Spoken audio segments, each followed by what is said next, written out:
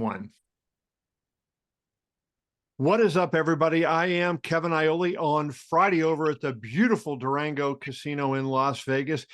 2 nights before the Super Bowl, this young man, Nate Burnard, will be in action. Power Slap 6, road to the title #2. It will be a big event. Nate is fighting Ryan Phillips. Nate, how are you, my friend? I'm well. How are you? I'm doing great. So, you're an interesting case. You already fought for the heavyweight championship, and you pretty much came off the couch to do this. So I love the story of how you got into slapping. So you were watching an event with your parents, and your dad kind of had the idea for you to do this. Yeah, so pretty much, my folks were always cooking up some big meals and everything like that. So, they called me one day, "Hey, come over for dinner." I said, "No problem." So I left my house, go over there for dinner, and we always be putting on movies or shows or whatever. And my sister saw something on YouTube, and she's like, "Hey, look at this!" And it was Power Slap, and it was the Power Slap one, and people were slapping each other left and right. Yeah. And my dad joked to me, he's like, "You should do it." And I guess I took that joke quite literally because I ended up, signing up. I found a link, I signed up, and next thing you know, they gave me a call about a month and a half later. Hey, Wow. come down to Vegas. So what was it like the first time you do it? Because so you're just kind of almost as a gag, sort of, right? Saying, Right. "Hey, I'll try this." And now you get there and you got to put your hands behind your back and let somebody whack you in the face. Like, so what is that first experience like as that happens? I think initially, yeah, I thought it was a joke. I'm just like, okay, I'm doing this for jokes. We'll see what happens. But then when they actually gave me the call back, it was like, oh, this is real now. This is Mhm. actually happening.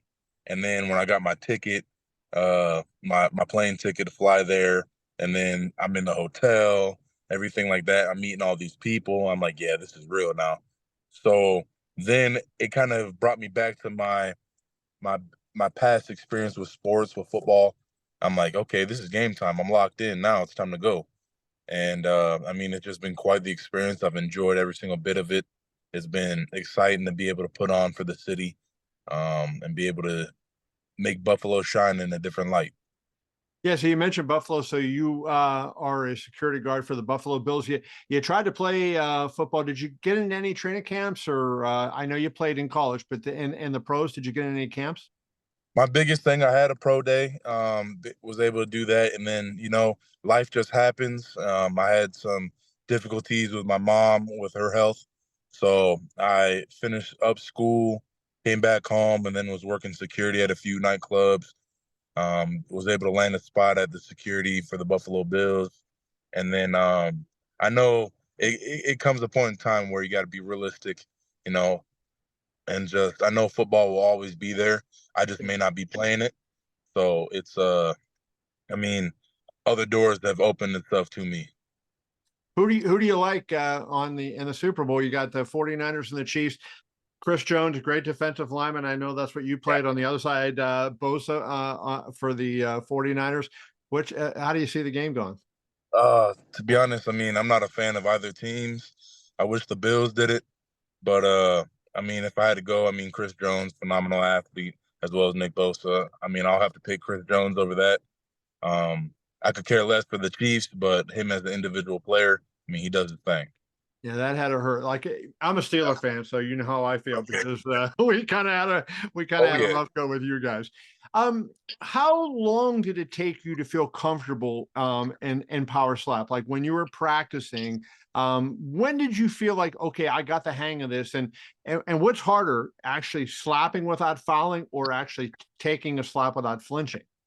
I'd say with the comfortability aspect, even till now, I'm still quite new at it. I'm still learning, and I know there's different techniques and everything like that. I'd say when it really got to the Dwayne Crespo match, that's when like, okay, I'm really here. I tested my chin, and that was a match for me to really test my chin. It worked out well, but I'd say when it comes to the offensive side, I say that's more difficult because you have all this power and you have all this swing and this leverage, and you want to make sure you land on the right mark without fouling, and that's the biggest element that a lot of people have, you know, have trouble getting over. They want to put all their force and all their swing in one go, but you never know what could happen with a foul or a penalty or a club. And so, luckily, knock on wood, but I haven't had any of those yet. And it's just been quite the experience being able to do that, being able to, on the defensive side as well, really test my chin, real lock in, bite down, make sure I'm leveraged and solid, have a firm foundation. So that's pretty much been it. Nate, I've talked to a bunch of the strikers, and a lot of them have said they don't get hit. They say it's safe because they're not getting hit in sparring, and they're not taking that. I know you were a little bit different. You had some of your friends start whacking you around, like say as you were getting ready. Yeah. Fill me in on that. Sort of how you used your friends to kind of prepare you for this. Man, as soon as I got the call and it was official that I was really coming down to Vegas, it was like I'm like, okay, what's the best way to train for this? Now I've been in fights my in my life before. Obviously, those are things I've never signed up for. It just happened.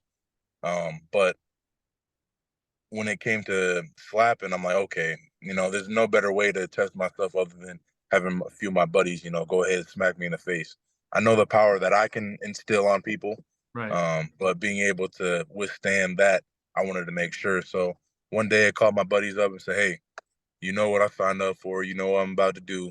So I brought my mouth guard and then let them both take cracks at me left and right. And I was solid. It was definitely Were they crazy, but big dudes? Like, what were they like? I mean, they're decent sized guys. They had a lot of power to them too. I told them they ought to sign up as well, but they said no. They're like, no, Nate, you got this one. So I ended up, feeling comfortable with that aspect. I'm like, okay, you know, I'm willingly signing up to get slapped in the face. I'm like, I might as well go ahead and test it out. That is cool. A couple more things just to run past you. So you've been on both sides of it. You watched it as a fan. Now you're as a competitor. What is the appeal? When you look at it, like what is the appeal of power slap relative to say boxing or MMA or some other combat sport? I'd say, regardless of whatever sport you do, there's going to be some danger in it, and I think people like that aspect of it. I don't think they like the aspect of people getting hurt per se, but the chance that someone could fall in that danger, I think that's what brings excitement to them.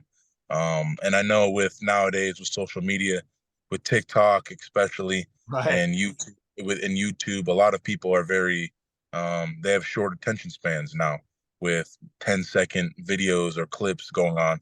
So it couldn't be more perfect to have a match that could be set where two guys, you never know who could go down at one instance and it could be over just like that. And I mean, that's the excitement because it brings no matter what match or no what event you're going into, there's never going to be some boring aspect to it.